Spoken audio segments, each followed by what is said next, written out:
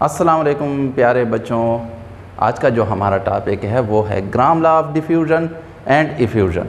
ठीक है, दोनों प्रोसेसेस के लिए, दोनों फिज़िकल प्रोसेस हैं, दोनों के लिए एक ही स्टेटमेंट है, तो इसलिए हम इसको दोनों के लिए एक ही जगह पे एक्सप्लेन और डिफ़ाइन करेंगे। तो वीडियो में आगे जाने से पहले आप वीडियो को आखिर तक देखिए। चैनल को अगर सब्सक्राइब नहीं किया हो तो चैनल को सब्सक्राइब भी ज़रूर कर लें और बेल का आइकन ज़रूर दबाएं ताकि आपको बर वक्त नोटिफिकेशन मिल सके नए लेक्चर के बारे में। तो आते हैं हम डेफिनेशन की तरफ। ठीक है, पहले बैकग्राउंड कि ये कब पेश हुआ था। 1832 में ये स्कॉटिश कम्युनिस्ट था,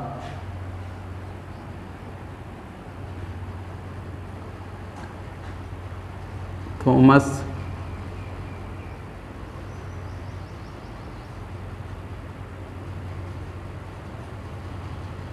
ग्राम।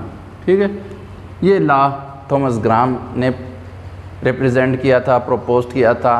ठीक है, तो इसकी आप डेफिनेशन की तरफ जाते हैं कि डेफिनेशन क्या है।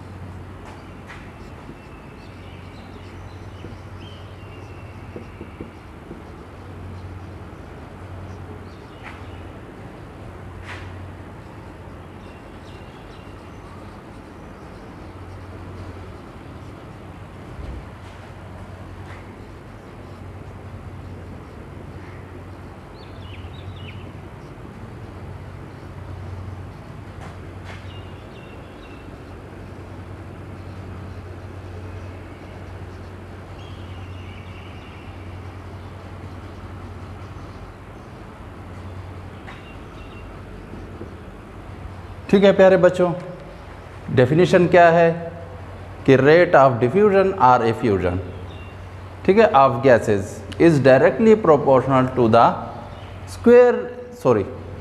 तो प्यारे बच्चों, डेफिनेशन आपको नज़र आ रही है। क्या है डेफिनेशन? है द रेट ऑफ डिफ्यूजन और एफ्यूजन ऑफ ए गैस और gases is inversely proportional to the square root of their densities और मालिक्यूलर मासेस और वेट्स। ठीक है, कि जो रेट है डिफ्यूजन या फ्यूजन का वो इन्वर्सली प्रोपोर्शनल है किसके? Square root of the density of that gas और मालिक्यूलर मास और molecular weight of that gas.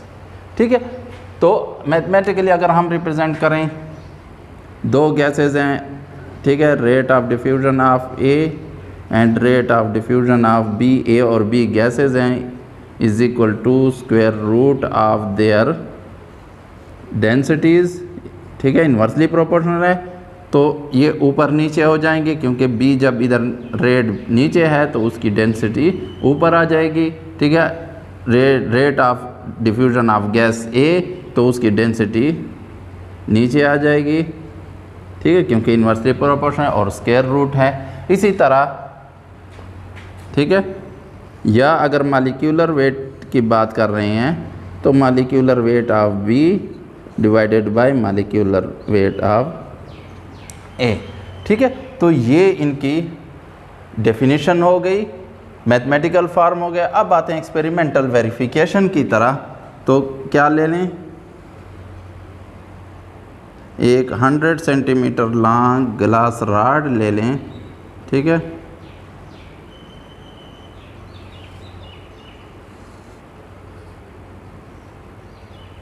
ठीक है, तो गिलास रॉड के एक सिरे पर आप कॉटन स्वैब ले लें।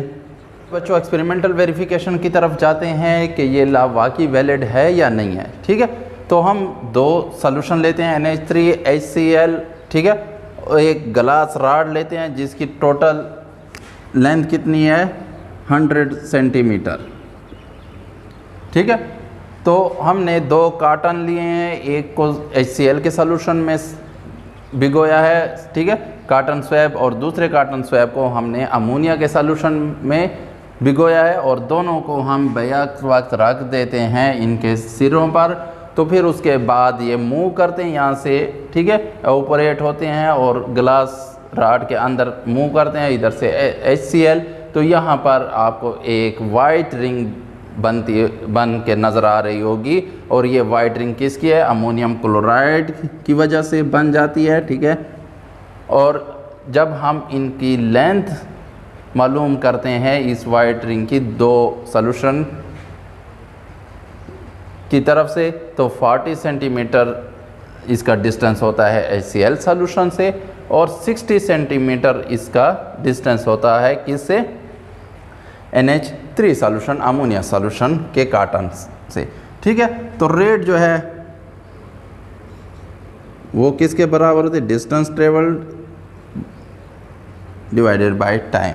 ठीक है, कि पर यूनिट टाइम में उसने कितना डिस्टेंस ट्रेवल किया है किसी चीज़ ने, तो उसको हम रेट, तो आते हैं हम rate of NH3 divided by rate of diffusion of HCl। ठीक है, तो S/T, तो इसका कितना हो जाएगा 60/T। टाइम हम वो नहीं करते, टाइम जितने दोनों को एक ही टाइम हुआ है तो ये दोनों कैंसिल हो जाएंगे, डिवाइडेड बाय, ठीक है, 40 जो डिस्टेंस है HCl का, और टाइम आ जाएगा। ठीक है, अब हम इनको मल्टीप्लिकेशन में कन्वर्ट अगर करें, ठीक है, डिवीज़न के साइन को, तो ये क्या हो जाएंगे, इन्वर्स हो जाएंगे, तो T/40 हो जाएगा, तो T से, और ये 1.5 तकरीबन आ जाएगा। ठीक है, तो HCl और NH3 के दरमियान जो रिलेशनशिप है इनके रेट के दरमियान, तो NH3 1.5 टाइम्स फास्टर डिफ्यूज़ होती है एज़ कम्पेयर टू HCl। और अगर हम थ्योरेटिकल उसकी तरफ जाएं, ठीक है, कि ये वाकई ये भी प्रूव हो रहे हैं या नहीं। ठीक है, तो NH3 rate of NH3 and rate of HCl, पहले हम डेंसिटी के थ्रू प्रूव करते हैं। ठीक है, ये HCl की डेंसिटी 1.6 है, 66 है, 1.76 तकरीबन, तो इनकी जो आंसर आ जाता है वो 1.477 समथिंग आ जाता है, नियरली इक्वल टू ये 1.5।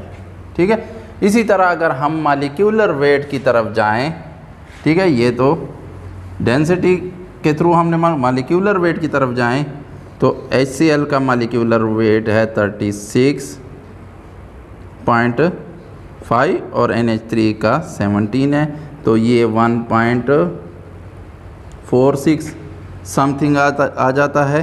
ठीक है, और ये भी नियरली इक्वल टू 1.5 के है।